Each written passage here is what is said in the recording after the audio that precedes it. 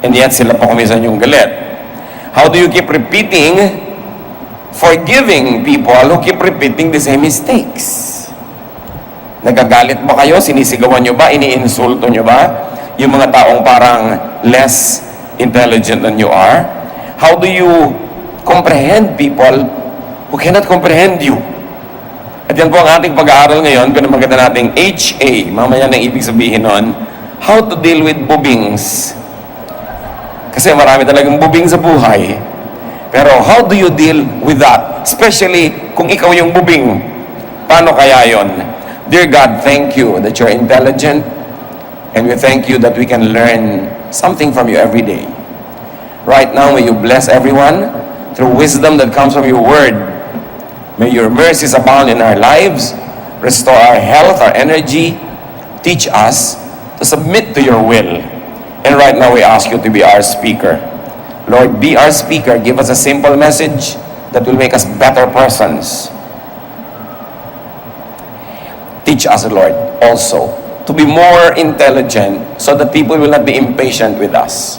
May your wisdom abound. Be the speaker, O God. Use your servant only as your instrument. In the name of Jesus, your Son, we pray with thanksgiving. How to deal with bubings. Matthew 15, 10 to 20. I'll be reading from the New International Version. Jesus called the crowd to him and said, "Listen and understand. What goes into a man's mouth does not make him unclean, but what comes out of his mouth, that is what makes him unclean." Then the disciples came to him and asked, "Do you know that the Pharisees were offended when they heard this?" He replied, "Every plant that my heavenly Father has not planted will be pulled up by the roots. Leave them. They are blind guides. If a blind man leads a blind man, both will fall into a pit." Peter said, "Explain the parable to us." Then Jesus answers in verse 16, "Are you still so dull?" Jesus asked them, "Don't you see that whatever enters the mouth goes into the stomach, then out of the body? But the things that come out of the mouth come from the heart, and these make a man unclean. For out of the heart come evil thoughts, murder, adultery, sexual immorality, theft, false testimony, slander. These are what make a man unclean, but eating with unwashed hands does not make him unclean." So dyan ang galing yung title natin sa Lord na, sinabi ni Lord na kay Peter, "Are you still so dull?" Paano nyo tatagalogin yun? Many Christians feel offended with the word bubing, but the word exists because the idea exists. And there are some people, by the standards of others, to be less than intelligent as they should. Now, our lesson now is not about dietary laws. It's not about teachings of Jesus on what is unclean.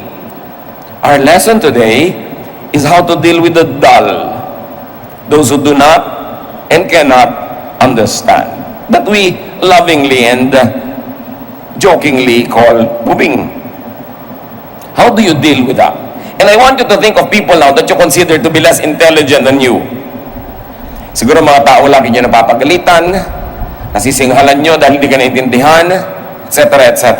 The one, you understand those who lack understanding. Ikaw pala yung marunong, di ikaw yung umunawa. So you understand, you do the understanding. Ikaw pala yung amo, may tauhan ka, pinapasweldo mo, the presumption is mas marami kang alam. Therefore, huwag kang magalit kung hindi kanya kasing talino. Matakot ka kung mas matalino siya sa'yo. So pasalamat ka, mas matalino ka sa kanya. Huwag ka nalang magalit. Luke 12:48. From everyone who has been given much, much will be demanded. And from the one who has been entrusted with much, much more will be asked. So kung sino binigyan ng mas maraming talino, mas maraming hahanapin sa kanya ang Diyos. At i-apply mo yung katalinuhan mo sa pag-unawa na hindi mo kasing talino. Apply this to your understanding and overflowing intelligence. That if you consider yourself so bright, then be charitable be kind to the less bright. More understanding of others is expected from the more intelligent. Hindi bagay sa matalino na nagagalit sa bubing, kasi bubing na rin siya pag ginawa niya yun. Dapat mas naunawa mo. Sino pa ba mag-a-adjust? Help and make yourself understand the dull, the so-called dull. Think and say, kasi hindi abot. Gano'n na lang. Sobrang mataas yung ideya mo para sa mababa. Sobrang malayo o malawak para sa maiksi ang kamay. Romans 15:1, we who are strong ought to bear with the failings of the weak and not to please ourselves. Kaya ang complete title natin, hindi abot. Yun yung HA, no? How to deal with bubings. Hindi nila abot eh. Abot mo pala. So, gawin itong explanation. Tuwing may hindi ka maintindihan na tao, bakit hindi makaintindi? Sabihin mo, yun. Hindi abot. Gawin mo itong motto for understanding others. Gawin itong expression para hindi ka magalit lagi. Sabi, ay, hindi kasi abot ni Bining ang ideya. Para huwag ka lagi mainis. At huwag ka ma-high blood. Ang sasabihin mo, HA. Which means, tandaan nyo yung title. Ang dami nyo paggagamitan yan. Biyanan nyo, for instance. Di ba? Asawa mo, no? Hindi abot. Buti na lang abot ka niya. Di ba? Kung yung ideya mo, hindi niya maabot, hayaan mo na. Anak mo kuminsan, o nanay mo, magulang mo, empleyado mo, kung ikaw may mga empleyado, hindi abot. What do? Bring the cookies to the lower shelves. Ang daming shelves, nandun yung cookies sa taas, hindi niya maabot, edi ibaba mo para maabot niya. Simplify. Explain more clearly, more slowly, more simply, more patiently, more sympathetically, and more lovingly. Di ba dapat mahalin mo yung kulang ang karunungan? Hindi naman kasalanan na kulang ang karunungan ng tao. In fact, they're inadequate, they're handicapped. What is the Christian response to that? Love. Consider the man who lacked understanding but tried very hard. So Mark 10:21, Jesus looked at him and loved him. Trying hard pero hindi pa rin niya naabot. Yung mapagmahal na mata ni Lord, hinagod siya ng tingin at sabi siguro ni Lord, hindi abot. Kawawa naman. Then Jesus proceeded to explain further. Magbigay ka ng example sa iyong paliwanag, illustration.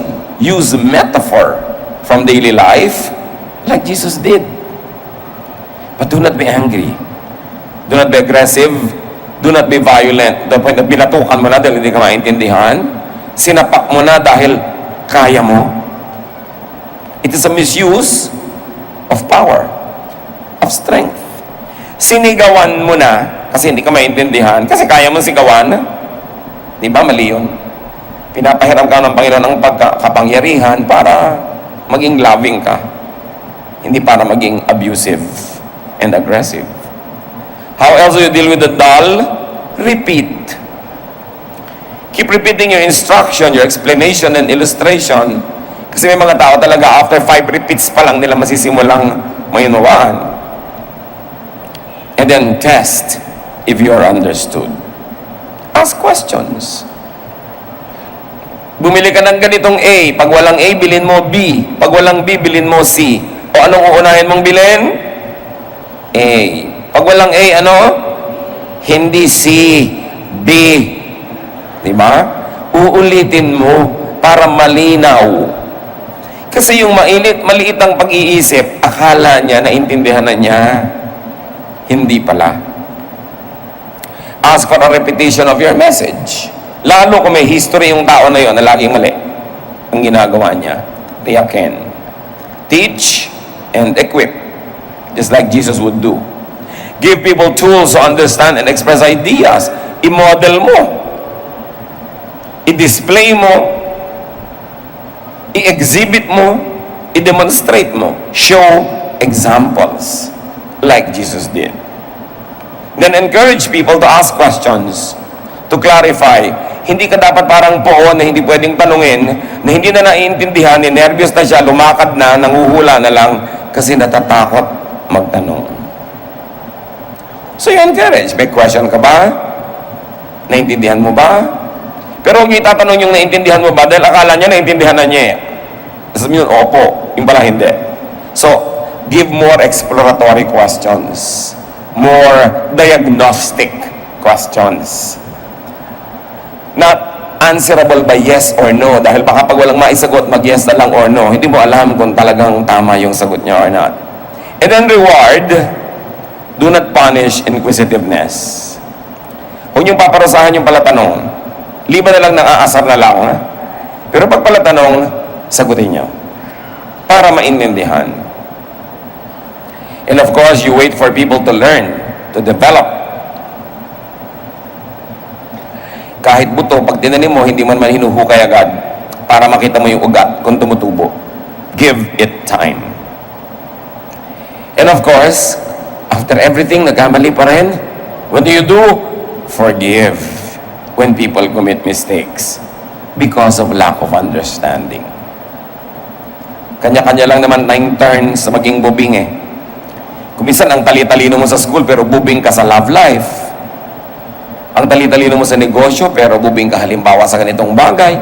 Kanya-kanya lang tayo ng katalinuhan at kanya-kanya tayo ng kahinaan sa ating isip. Yung iba, sobra lang na-highlight yung kapurulan nila kasi wala silang chance or opportunity na ipakita kung saan sila magaling. Buong kalupitan na silang na-assign ng buhay sa isang lugar na hindi na nila maipakita yung ningning nila dahil nadaganan na sila ng dadaganan at natapakan doon. But everybody is bright. Why? Because God gives everybody spiritual gifts. Yung iba, wala lang chance.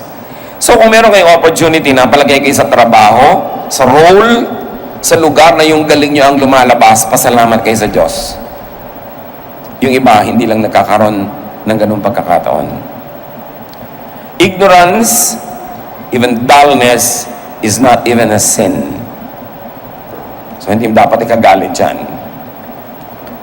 So sa mga dull, mapupurol mga bubing na laging napapagalitan, namumultahan, nasa salary deduction, napaparusahan, anong gagawin nyo? Huwag kayong magalit. Mag-aral. Makinig ng mabuti. Magtanong. Huwag akalaing alam mo o naintindihan mo na. Lalo't 3 beses ka nang napapagalitan, makahalata ka. Siguro akala ko lang, alam ko na, pero hindi pala. Ba't ako napapagalitan? So, imbes magalit ka sa nagagalit sa'yo, ba't di mo lang ituwid yung mali mo? Why don't you learn? Alam nyo, meron tayong isa ring masamang bisyo, nagagalit tayo sa nagtutuwid sa atin, samantalang dapat magbayad tayo. Pero matunuturuan ka ng libre. Ang mga magagaling, binabayaran para magturo. Tapos tinuturuan ka, magagalit ka. Kahit ka mapagalitan, kumali ka naman talaga eh. Kung yan ang mga kailangan para ka magising at matuto, learn. Huwag niyong pe-personalin pag mali kayo at napagalitan kayo. Sabihin nyo, pag napagalitan kayo, di ba pag hindi makaintindi, ano sasabihin nyo? Hindi abot. Pag ikaw napagalitan, dahil hindi mo abot, ano sasabihin mo? Dapat lang. Huwag ka magalit, nagkamali ka eh. Lalo merong nabasag, may nasira, may nawasak, may magiging gastos, may nahirapan, may napahamak. Kung may namatay pa, sasabihin mo, dapat lang akong pagalitan kasi mali. And then, learn. Walang mararating yung mga taong proud na lagi nagagalit pag napapagalitan din. Nagdadabog. Magiging bayolente. Kumisan may mga tauhan ka, napagalitan mo, may pagtulog ka, sinaksak ka pa. Hindi ganun. Dahil sa mga, bakit ako pinagalitan? Mahirap yatang magalit. Mahirap sumigaw. Mahirap, nakakapagod magalit. So, ba't siya nagpagod para ako pagalitan? Siguro naman dahil may mali ako. Dahil ba't siya magpapagod ng walang dahilan? Baguhin po natin yung attitude natin. At kung hindi talaga naintindihan, huwag magkunwaring nalinawan mo. Hindi nakakaya magtanong, hindi ko po naintindihan, pakiulit po. Pwede po ba French? Kasi hindi mo yan maintindihan, Tagalog, o Cebuano, ipaliwanag sa'yo. So, sa mga laging napapagalitan, anong dapat niyong gawin? Patawarin ng mga sobrang matalino. Hindi lang yung matalino ang nagpapatawad. Yun ding napapagalitan. Patawarin na yung teacher mo, o yung amo mo, o yung superior mo. Kasi, kaya naman siya nagalit dahil di sa'yo. Alam naman wala kang ginagawa, bigla siyang nagalit. Siyempre, may dahilan. Kaya patawarin na rin siya. Kung hindi mo naman ginawa yung mali na yun, hindi rin siya magagalit. Ang sobrang katalinuhan, to the point na hindi na maintindihan ang hindi kapwa matalino o hindi ka na maintindihan ng hindi kapwa matalino, isang uri na rin yun ng kabubingan. So sobrang kang matalino, wala na makaintindi sa'yo, magbago-bago ka rin ng paraan. Kailangan ka mag-adjust. Why? Because adjustment and the capacity to adjust is really one great measure of true intelligence. Ang tunay na matalino nakaka-adjust. Hindi yung lagi hinihingi mo sila mag-adjust sa'yo. No. Patunayang matalino ka by adjusting to those who are less gifted. So sa mga slow learners, sabihin sa sarili, sa sobrang baba ng utak ko, at sa sobrang taas ng isip niya, hindi niya ako maabot, kawawa naman siya. Pwede niyo rin sabihin yun to make yourself feel good.